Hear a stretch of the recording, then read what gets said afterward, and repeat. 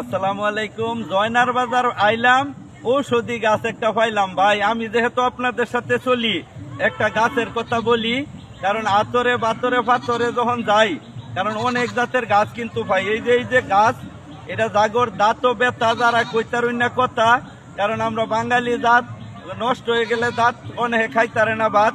কারণ এই যে এটা পাতার ফুল আমরা করুন না যে ভুল, এটা অস্তে অস্তে এটা ফুললা, হ্যাঁ 2-3টা তুললা দাঁতের সিফাত যাইবেন, সাথে সাথে কিন্তু একটা আরাম পাইবেন। কারণ আমার পরিবারের অংশ, আমি চাই না যে আমরা ওইটাই অংশ, কারণ আমি সময় করি নষ্ট, আমি চাই না আমার একটা ফলোয়ার জীবনে করুক কষ্ট।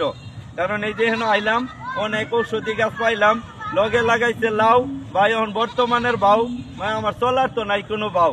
হ্যাঁ এইটা দেখায় হাক আমার লগে করুন না যে রাখ আইসে মেঘ, হ্যাঁ দেশের অবস্থাটা দেখ। কারণ এই যে ওখানে সূর্য হয়ে যাইতেছে লাল, এখন তো শীতের কাল। এই যে আমার ভাইয়ের গর্ত হয়েছে গিলাপ, এলাকে করতেছি আলাপ, সুন্নতি দাঁড়ি জয়নার বাজার বাড়ি, আমি কি আমার ভাইয়ের করে বইলা থাকবার বাড়ি।